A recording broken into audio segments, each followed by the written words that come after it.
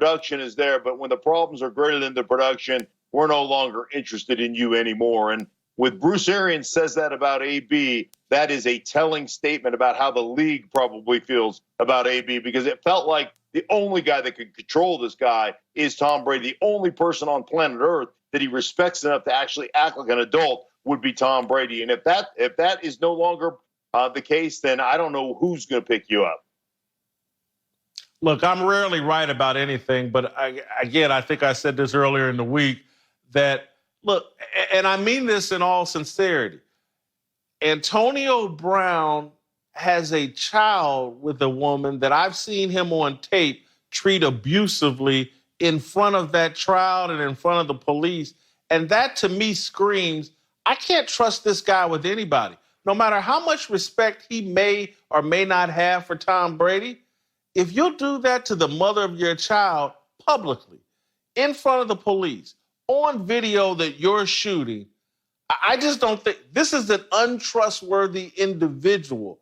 That's the mother of your child. The child's the most important creation you'll ever make on this planet. Anybody with a brain knows you got to treat the mother, the other half of that child, with some modicum of respect if you want the child to have success.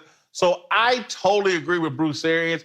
He's worked with AB. He knows what kind of poison AB is in personal relationships. So I'm actually glad that we're done with AB, with the Tampa Bay Buccaneers, because I don't even think Tom Brady thinks that much of AB. I just think Tom Brady tries to be positive with everybody. He puts positive energy into the air, and it comes back to him. I believe in that. All right, let's move on to something else. Brady said that his main motivation playing football is just playing football, and it's because he's a competitor that he basically won't be motivated by trying to get revenge against the New England Patriots for letting him go. Mark, do you buy this? No, that's a lie. I mean, I think the main reason is that he's a competitor. I don't think there's any question. But if you don't think he's motivated by, sticking it to the New England Patriots, then you're crazy. This is a guy that named his production company 199. All right, that happened 20 years ago that he was drafted 199th overall in the 6th round, and it's still a motivating factor for Tom Brady. So, of course, Tom Brady is motivated. You don't become a professional anything if you don't have a level of competitive nature that probably borders on the borderlines non-healthy. And certainly he's that way. There's no question about it. Yeah, he's motivated by being the greatest football player in the history. Yeah. Do this, Mark.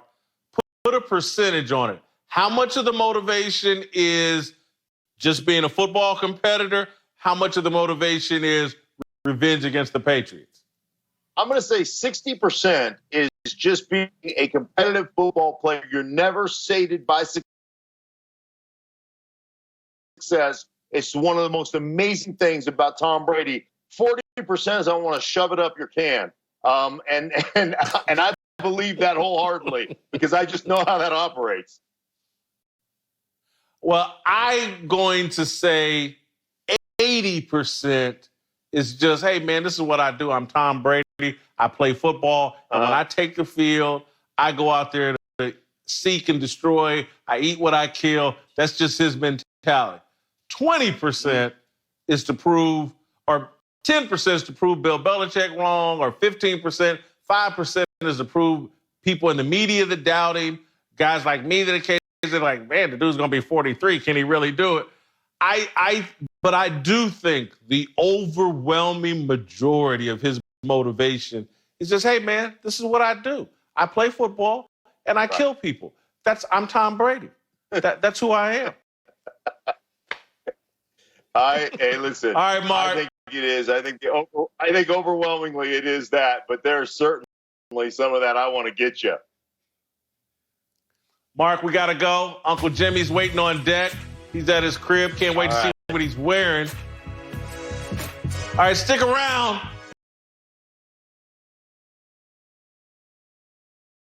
Uncle Jimmy. Hey! back to Speak for Yourself from the crib. I'm Jason Whitlock. All right, it's time for Uncle Jimmy. Uncle Jimmy couldn't make it to us by Skype today. He's on the phone. Uncle Jimmy, do you have a big dummy of the day? Slareth and LeVar said some really dumb things. Well, man, I'm going to be honest with you. I hate to do this, man, but I'm going to have to give big dummy of the day to my boy LeVarrington. Whoever dressed that boy today like he was applying for a role on the movie Life, I don't know who the hell did that, but that wasn't right with that striped-ass shirt he had on, man. Come on. All right, do you have any thoughts on Kirk Herbstreit suggesting that there will be no football this fall? Yeah. You know, I'm from Kansas City, man. And, you know, I'm from Kansas City. You know, we got a phrase in Kansas City. It's called yada, yada, yada.